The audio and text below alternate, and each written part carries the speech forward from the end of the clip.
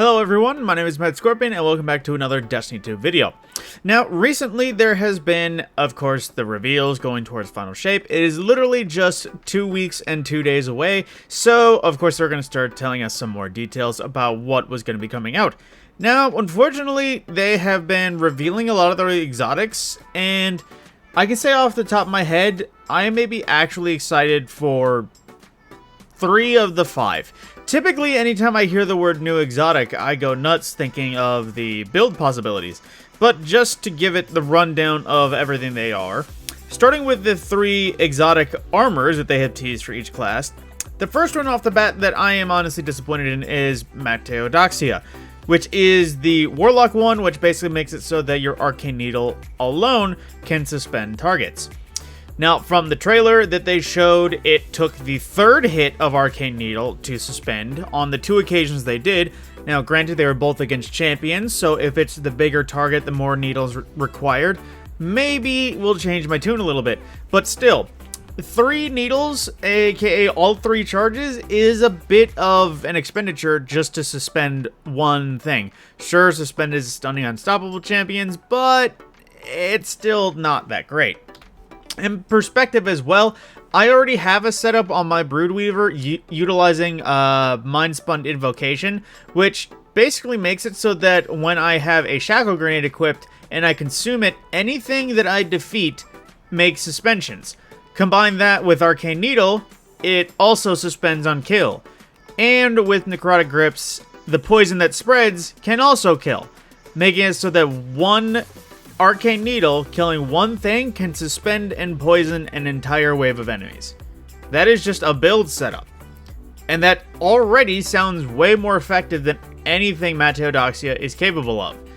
So, off the bat, that already just doesn't sound great. But granted, it does sound like it gets better from there.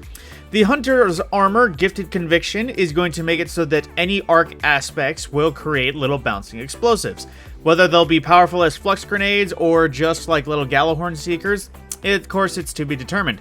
But this feels like it could be absolutely nuts. Now, personally, at time of recording, I forget if Combination Blow is a part of Prismatic, so I'm not 100% certain about that. Although I imagine most people will be running the exotic class items come Prismatic, so I don't think it actually compares. But thinking about the possibility of Combination Blow, which is an aspect, and I would hope to God works for it, Combination Blow being nearly impossible to mess up considering dodge to recharge your melee, melee to recharge your dodge, and constantly getting the arc explosions and jolting and all that.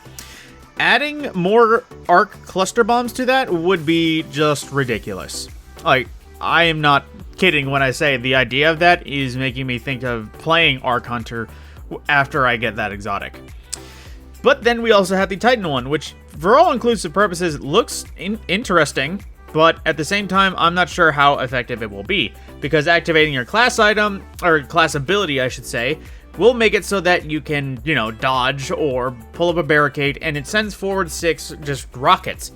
Will they be subclass elemental, changing with your subclass? I would hope, because if they're just kinetic rockets, they don't have any subclass real effectiveness. And from that point, I do hope they do hit hard, because in the trailer they showed it hitting a subjugator, which it did real, which typically says it did decent damage, but then again, the subjugator is like another tormentor. It's another boss type enemy, so obviously we weren't going to see it killed, but at the same time we have no idea how much damage it can actually do. So will this be fun to mess around with thruster and recharge builds? Yes, but that is also before a flat recharge change where, say, barricades are a minute 30 and thruster would be too OP with a 20-second cooldown in those rockets, so it flats rates it to a minute 30 as well.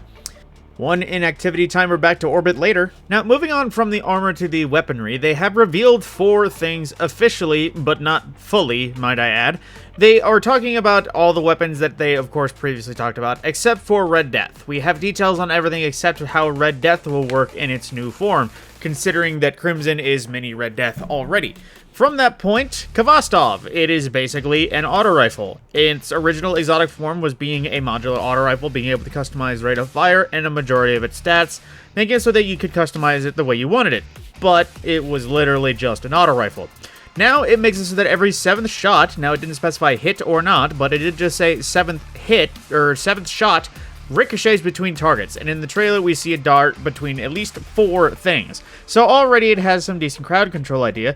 However, when I think of ricochets and crowd control, there is one thing that comes to mind more than anything else, and that is right now Risk Runner. Yes, it does require an arc hit to actually proc, but considering how that there isn't any elemental restrictions on our enemies anymore, it seems like every enemy is dealing every element. Sure, some are dealing more than others, but it seems like there's a presence of every element everywhere, so getting hit by arc isn't exactly a hard thing, plus you can always do it a little bit to yourself and trigger it. But this is not only crazy crowd control and ricochet from lightning jolts, but it is pretty much nigh infinite as long as you have ads in front of you. Not to mention every sort of other legendary weapon that can jolt and just branch target damage off. So yeah, it might be a nifty way, unless it kept all of its modularity from the original version. I think it might fall flat again, just because it is just another kinetic auto rifle at that point. Sure, it's iconic, but if they did like Dragon's Breath and revamp it in a heavy way that turns out to be really good, then I will be satisfied on the note of Kvostov. Then they also talked about Microcosm, which is going to be a new of its type because it is going to be a power ammo based legendary or power ammo exotic trace rifle. It is going to be the first of its kind, as every other trace rifle has been, of course, special ammo and been either energy or stasis, in the one exception being Agar Scepter. But there is going to be a caveat here.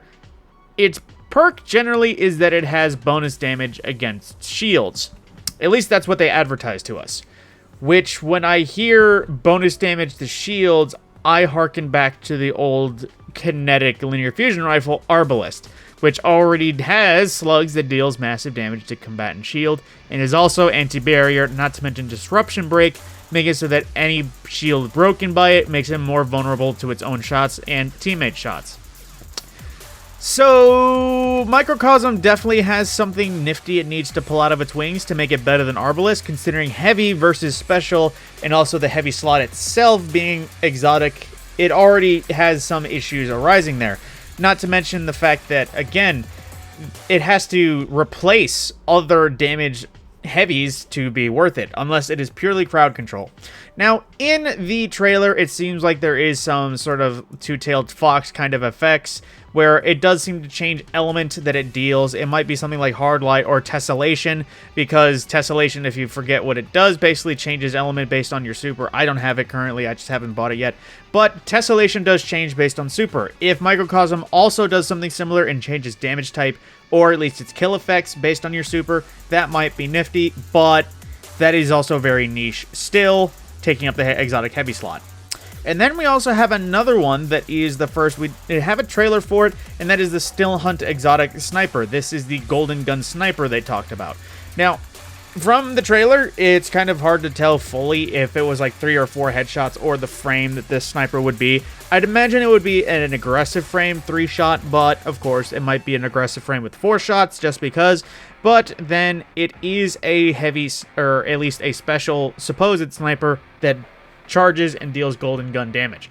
This one sounds, of course, very interesting. If we can have a pocket golden gun at any time, that would be freaking cool. Its damage, of course, is going to have to be not so crazy that it would make golden gun irrelevant, because then that would just be unfortunate. However, at the same time, it does seem to be limited. Of course, it is a sniper. The last couple of snipers that we have gotten have all been kind of powerhouses, with the rebrand, A Whisper of the Worm, and of course its popularity just because it's craftable now. Not to mention the classic Cloud Strike that came with not Forsaken, but came with Beyond Light. This is a very solid just rapid fire damage option. The lightning storms are ad clear and just AoE effect. It has some competition for exotic snipers to actually hold a candle to, not to mention Izanagi's burden along the line. Now, I am, of course, not mentioning Darcy just because Darcy is off the charts, not used nowadays. But it has competition. Like I said, it sounds nifty as hell, being able to kill a few smaller things. And in terms of damage, if it can just be precision hits, like Hierarchy of Needs or Wishkeeper, that would be very solid. But, like I said, the Golden Gun Sniper Still Hunt and the, what's the word? Gifted Conviction from the Arcs Hunter and the Rocket Titan. That's the only thing that's tripping a trigger at all. Everything else in its brief description has me worried for the state of exotics come final shape. Now, of course, I do need to mention that the exotic class items are going to be the thing for Prismatic. So, would these possibly be more effective on generic classes as opposed to Prismatic?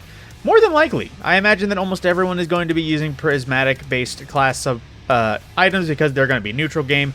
And neutral game exotics, whether or not they have the same perk or anything else like that, will be far more effective on neutral just for Prismatic. Because obviously, with things like Ozymancies, it wouldn't work so well on Void Grenades. But with that, I digress from the topic. My name is TheMadScorpyon. I will see you in the next video.